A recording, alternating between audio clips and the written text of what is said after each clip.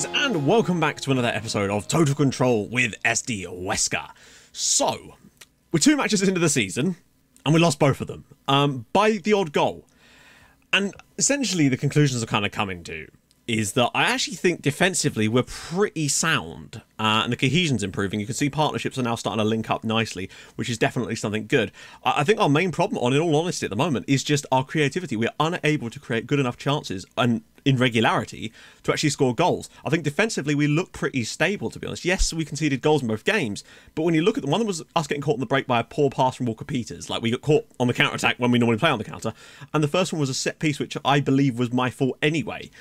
And those were against decent-ish teams too, so I feel like it's not the end of the world. We've got the international break, which we're currently in right now, before a cup match in the Copa del Rey against Real Oviedo. We're going to make a couple of changes to the tactic, just sort of on a whim, almost, before the Oviedo game, to try some stuff out, because it'd be nice to get a win there, hopefully, get a bit of confidence back going into the game after that, which will also be in this episode. Something else I'm going to do with, because I feel like those of you that are watching this series kind of into this kind of stuff anyway, so I'm going to kind of throw out the idea of just trying to keep the episodes too short, so we might end up with slightly longer episodes from now on, because I'm not going to cut out as much stuff if I think that it's interesting. So yeah, hope that's okay with you guys. Let's get going. It's also inordinately hot in here right now because it's very early in the morning, which is not normally when I record, and the sun is blaring through behind me, and the sweat is trickling down me already. So one of the changes I wanted to make instantly, really, is I think we need to utilise Walker Peters a bit more. I want to keep him on support, sort of, but I want to sort of manipulate him a little bit more than that. Because I think there's things we could do with him. See, if we have him crossing the byline, it will force him to get further forward anyway, even though he's on support. And I also want him to run wide with the ball so we can really stay wide and get round the outside of Juanpi, because I actually think that we need to be overlapping on both sides, because I think we're making ourselves way too lopsided. Plus, if we've got an inside forward here, it makes no sense to not have someone overlapping, because the inside forward is vacating huge amounts of space that our right-sided wing-back could potentially move into. I also might experiment with the idea of working the ball into the box at some points to maybe allow us to not waste possession as much. We'll keep hold of the ball a little bit when we do get it, because we can still play on the break whilst trying to work the ball into the box, you know? I'm very happy with most of the other factors. I feel like we just need to be a bit more creative, and I think the problem is simply that we don't get players forward fast enough, quick enough. And that can cause all kinds of issues. I think if we had an attacking midfielder, we could maybe do that. But the problem is we'd sacrifice so much defensive stability if we did that. And therein lies the issue. Which I think is why often a deep line forward in this sort of system can work, because it'll drop deep. But when you think about what we're trying to do, I don't know if that would really play into our style, because we're not really trying to play possession football, really. Although we are doing a lot better in possession than we were in some of those pre-season friendlies, just by trying to hold on to the ball a bit more. So just looking at our 2 league games so far, again, attacking-wise, attacking-wise, attacking-wise, attacking-wise, losing possession, and the opposition final third entry one is fine, but you can see that the 3 or 4 biggest areas of problems are the attacking side of the game for us, and that to me is a real issue. Giving up far too many touches of the ball in our own penalty area. Okay, that is one issue that weirdly probably comes from the fact that we're standing off a little bit, so maybe we could engage in a slightly bigger press, just to maybe get in on teams a bit more, because we're going to maybe limit them to a few less shots if we do that. Like, we're getting into the area and having shots, but not actually creating any goals with them yet. Scored none of our long-range shots, but to be fair, we've only had 3, which isn't a great deal. And we've had 35 touches into the opponent's penalty area and scored no goals with that. And that, to me, again, is an issue that I think maybe with working the ball into the box, we could maybe find better opportunities, because they're all coming from these wide areas rather than coming from the central areas, which I think could be a problem for us. Restricted the opponent to just 2 goals from 103 touches. So we're actually not doing badly with this, to be fair. We're actually, like, as much as we are allowing a lot of touches in our penalty area, we're actually not allowing them a lot of goals compared to the number of touches. But that does make me think that if we could reduce the amount of touches in our penalty area, it could drastically improve our defences even more. However, I want to be careful about the balance of that, because if we then do something that it might limit the number of touches, but it might also leave us open to more precise touches, so to speak. So we'll build on that what we will. I want to wait until we're sort of a few games into the season, really, and then I'll take a deeper look at the sort of chances we're creating, but we'll still want to make little tweaks on the way. Anyway, let's get going. I actually think I might take more risks from Rivera, because I just don't really know if I want him doing that. It might work against weaker teams, but I think he's doing it too much, and we might be losing the ball too much of him maybe making too many ridiculous passes. Okay, so training schedule from where we are right now. Obviously, we're on the Tuesday, but I figured, you know, that sort of stuff's all right. We've got Real Oviedo away, and we've got Celta Vigo away. Coming up in this episode. So that's kind of what we've got to deal with and prepare for. So one of the things I've heard works well towards the start of the season, and I've been watching Bust the Nets videos on this type of thing, is a few more blue sessions, basically, in the opening stages to really get used to the tactical familiarity of the tactic and boost some of the other stuff that this will kind of bring with it. So that's what we're going to try and do a little bit more of. And also adding a few extra sessions here, because it doesn't really add a great deal. There's a lot of defensive situation ones in here against before the Celta game. And I might replace one of these with a defensive shape one, which will actually give us a boost to the upcoming match stuff. I still want to put a chance creation one in here as well, because we really do need to keep working on that sort of stuff, because I genuinely believe that our defensive setup is probably one of our better attributes right now. Hernandez is nearly back. I think he could be back for Vallecano, and that is going to be superbly huge. That's going to be not next episode, I think, but the one after. And someone asked, are we basically getting every game? You will see every single match we play in this save. That's part of the idea of it, essentially, because I really wanted to... I think the best way to learn this sort of stuff is to throw yourself in at the deep end, and what better way to throw yourself in at the deep end than to literally make a series on it. We probably could have done with a better draw in the Copa del Rey than Oviedo. Like, we could have done with like a 3rd tier or a 4th tier team or something, just so that we have a game to get some confidence back. Oviedo is going to be a difficult one because they're a decent 2nd tier team. So Oviedo's last match, they beat Osasuna in the 2nd tier, had a decent number of shots, 15. In fact, they've scored a lot of goals lately. They're actually top of their league. We couldn't have asked for a worse opponent right now, could we? They like to go through the middle and on the right, though, so there's definitely something there, perhaps. They like a bit of long ball. So training-wise, again, it's a lot of the sort of... Oh, Echeta's not training well at all. Maybe he wants a bit more work to do. Perhaps some of these guys that have got better personalities, so perhaps they want a little bit more to do. Touré's not training well. I'm giving them some extra stuff to see if that will perk them up a bit. See, look, his training is very light. Just going to adjust some of these guys because their individual workloads are a little bit too low for me. But then again, they are performing all right in training. Nilmar's now a Spanish citizen. Does that mean he's no longer counted as a foreign player? How did he do that so quickly? Chong's injured, which is annoying. So, I mean, not that he would have started probably, but it is still frustrating. Okay, pretty much briefing. You can see the partnerships are coming. Juanjo Camacho, not important. So we'll also reckon it might be because of the language barrier with this, and that might well be true. But also you've got to bear in mind that because I'm Mariano Bravo, I speak Spanish, so that probably shouldn't really be an issue here. Players don't care about the system for today. That's not good. Okay, they like the idea of cautious. That's good to see. Now, higher tempo is highlighted in red rather than blue. So I'm curious about this. So why are they highlighted in random colours? I don't understand that. Okay, a lot of fitness tests today. Juan Hernandez, his match sharpness isn't there yet, but his actual condition is. So I think he's probably going to come off the bench in the second half today. Nilmar, again, it's a similar sort of situation. He is fully fit, and I think we might have to start Gallego today. That's fine, though. So first, I was going to sort the tactic out first. Not the tactic, the actual squad out first. I want to start with Gallego because these two aren't quite there yet at the moment. And Mango is on international duty. Okay. I'm actually going to start Yaya Touré today because I want to give Miera a rest so we can play him against Celta at the weekend. I want Touré to give him a chance, to be honest. So, Oviedo, pretty simple stuff. Joselu on the left-hand side.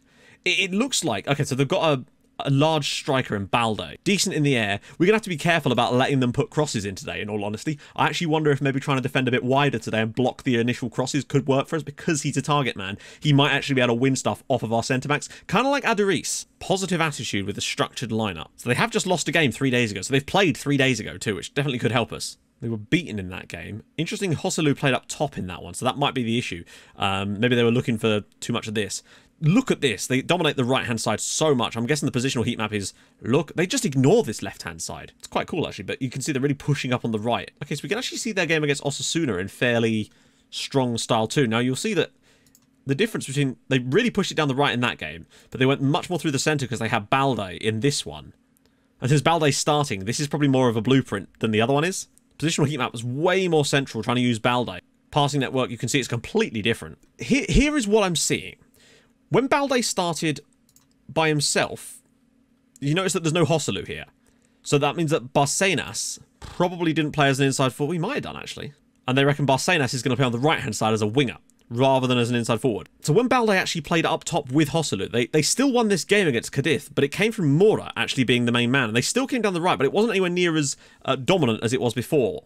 They concede a few goals from deep, but they've only conceded 3 goals. Oh, and Mora won't actually start. Neither will Omar. In fact, he's going to be here for a while. Barcenas, I'm actually still going to keep going with what we've got. Joselu is the inside forward. They're not using him that much. So I think we still want to mark him, but not press. I want to press him a bit more, because this is the right-hand side. This will sort of allow us to still play a narrow defensive line, but still get people out to the wide areas. I'm concerned about this, but I have hope. I'm trying anyway to get better at interpreting this stuff, because I think it's going to make to get good at actually interpreting what other teams are doing and what they might potentially do against us, and analysing this stuff. I think it's going to make me better at this game. Right, let's go. Ooh, nice kit we're rocking tonight. Let's just see if the tiny change we've made, so Rivera not taking as many risks, and the idea of Walker Peters getting a bit further forward, it might just peg their Joselu back a little bit too. But we shall see. One thing I also want to set up is some throw-in instructions, because we actually haven't done that yet. Juanpi. And it's in the back of the net from Christian Rivera, of all people. We've scored our first goal in a competitive match in this save. Christian Rivera, that is the perfect start to this.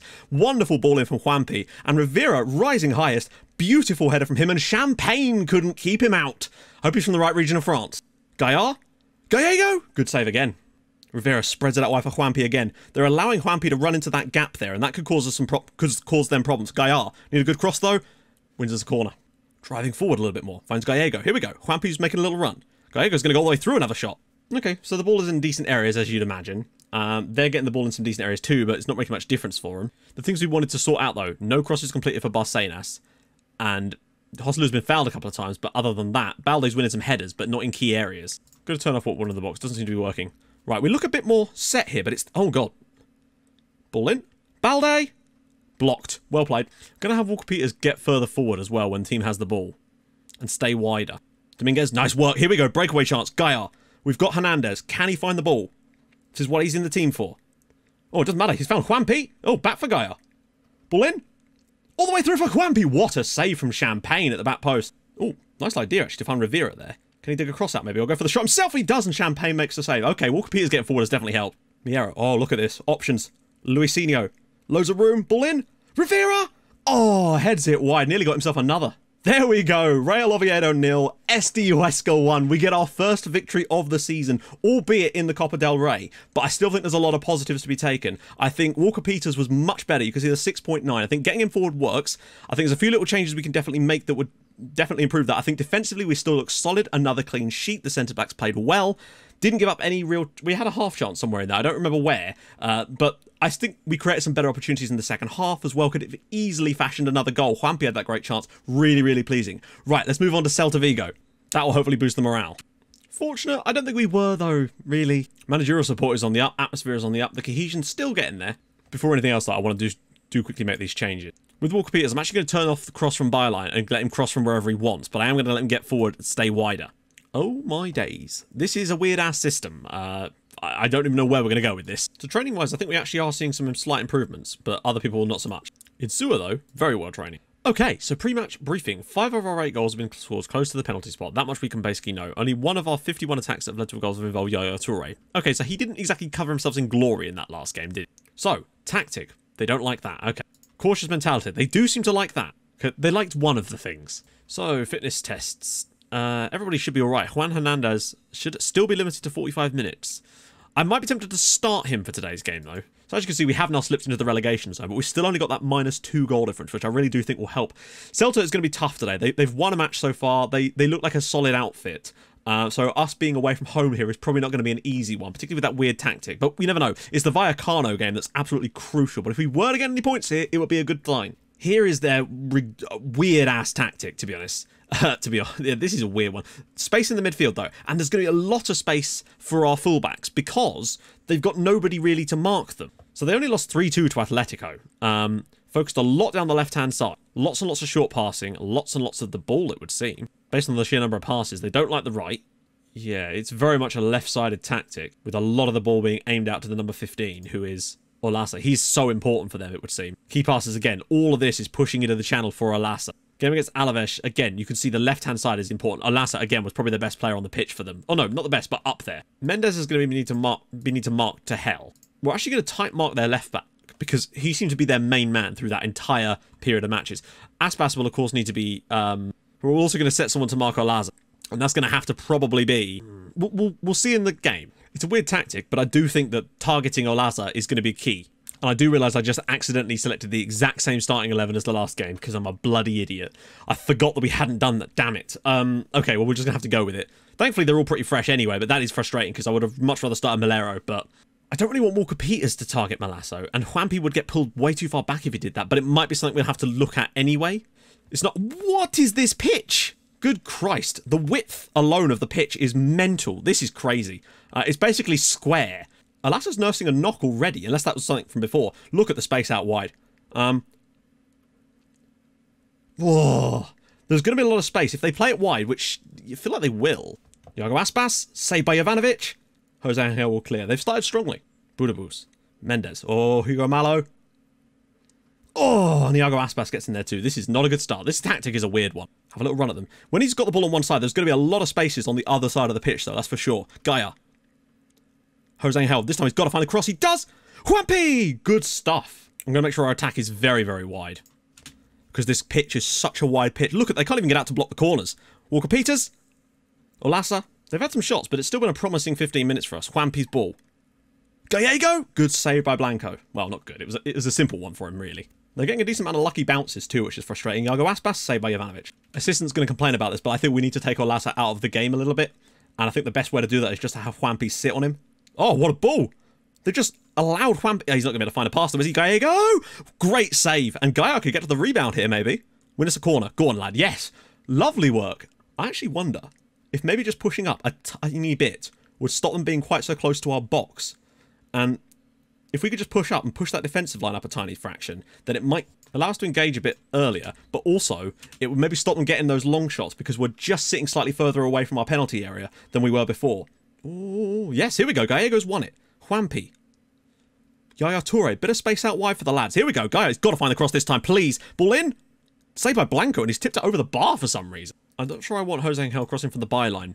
Not unnecessarily, anyway. Too much of that means that they're not going to put as many crosses in. I think we were starting to get on the right track defensively on alleviating that pressure towards the end of the half. It's much more like it. Walker Peters in Sewer. Oh no, what are you doing? What a save from Jovanovic. That really was completely our own fault defensively there. I want to make changes now. I'm going to bring Miero on and Juan Hernandez. Honestly, I've got no idea what we're going to do about this one. There's no point in Juanpi specifically marking Mendes now. I hope this doesn't cost us. Bufal. No! Oh, come on. What the hell was that? How is that an own goal? What is this? Let's have a look. I don't even know what's just happened here. Lobodka.